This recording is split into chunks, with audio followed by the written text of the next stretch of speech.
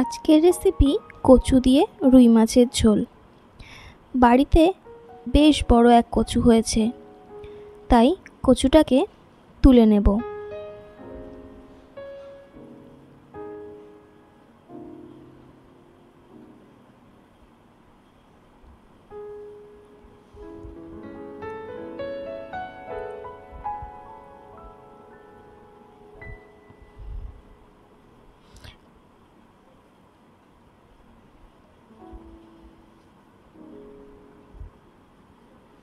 কচুটা তোলার পর এরপর কচুর গা থেকে যেসব শিকড়গুলো আছে ভালো করে পরিষ্কার করে নিতে হবে, আর উপর থেকে যে ডাঁটির অংশটা রাখা হয়েছে সেটাকেও কেটে নিতে হবে।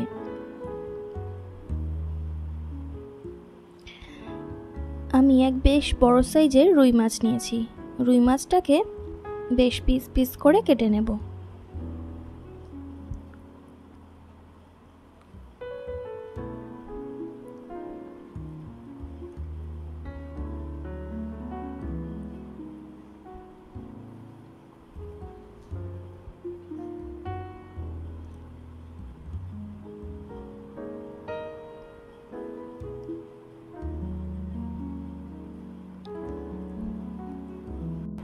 এরপর মাছের ঝোলে দেওয়ার জন্য কচুগুলোকে একটু লম্বা লম্বা করে কেটে নেব, আর নেব আলু আর টমেটো। ব্যাস, আর কিছু এর মধ্যে কোনো সবজি যাবে না, শুধুমাত্র কচু আলু দিয়ে মাছের ঝোল হবে। তাই লম্বা লম্বা করে কচুগুলোকে কেটে নেব, আলুগুলোকেও লম্বা করে কেটে নেব।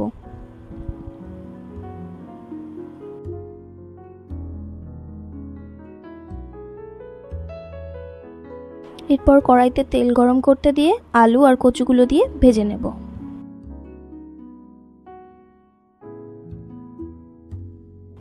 নুন আর হলুদ দিয়ে কচু আলুটাকে ভেজে নিতে হবে।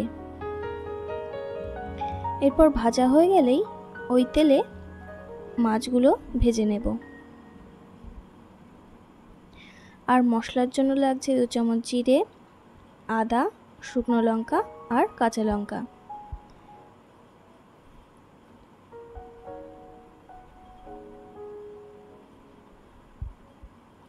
এরপর মশলাটা হয়ে গেলে মাছ ভাজাগুলোকে তুলে নেব।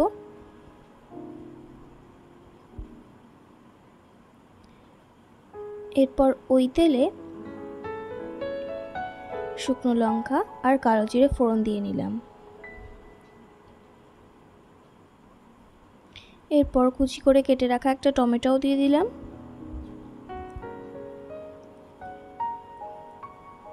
এরপর বেটে রাখা মশলাটা দিয়ে ভালোভাবে কষে নেব। দিয়ে দেব পরিমাণ মতো নুন আর হলুদ।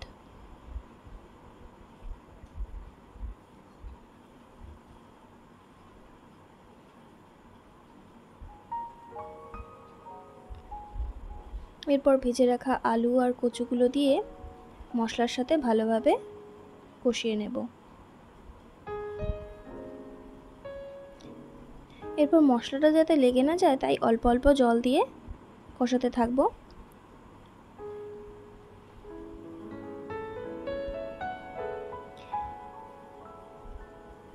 এরপর যতটুকু ঝোলের প্রয়োজন ততটুকু জল দিয়ে নিতে হবে।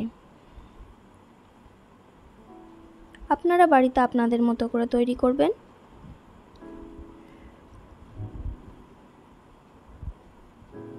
এরপর দিয়ে দেবো উপর থেকে কাঁচা লঙ্কা।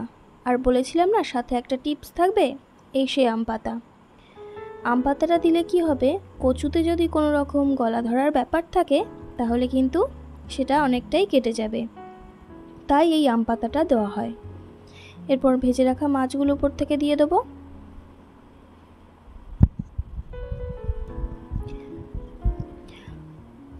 ঝোলটা ভালোভাবে ফুটে গেলেই রান্নাটা কিন্তু একদম তৈরি হয়ে যাবে।